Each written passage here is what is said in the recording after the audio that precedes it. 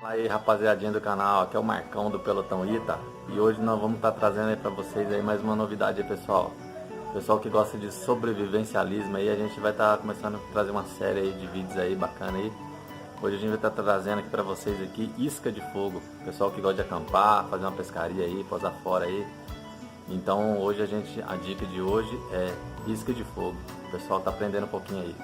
Pessoal que não é inscrito ainda no canal, não se esqueça, se inscreve aí, deixa seu likezinho aí, ajuda a gente aí no canal, tá ok? Acione aí o sininho de notificação pra gente estar levando pra vocês aí cada vez mais uns vídeos interessantes aí, vídeos novos aí no canal. E compartilha aí, fazendo a gente dar aquela fortalecida aí no canal aí, tá ok, pessoal?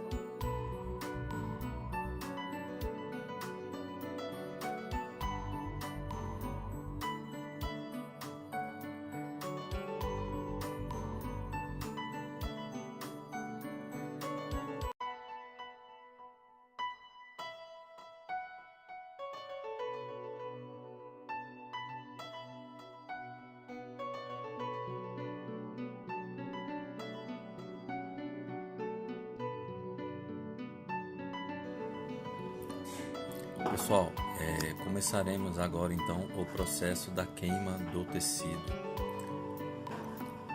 que será colocado dentro da lata indicada no vídeo. Esse processo não levará mais do que alguns minutos. Por algum momento vocês verão que a lata começará a pegar fogo.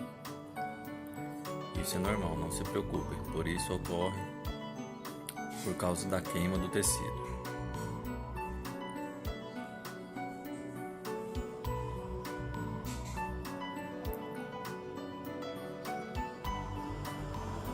Enquanto houver tecido a ser queimado dentro da lata, ocorrerá esse processo.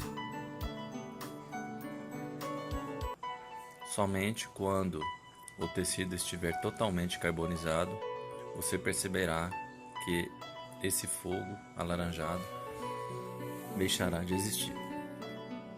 Você então poderá desligar o fogo, deixando a lata esfriar.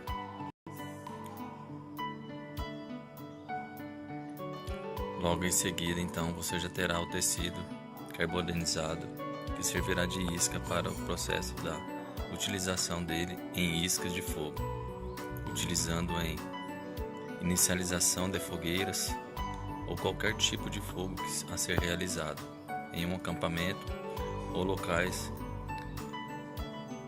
que você prefira usar esse tipo de método.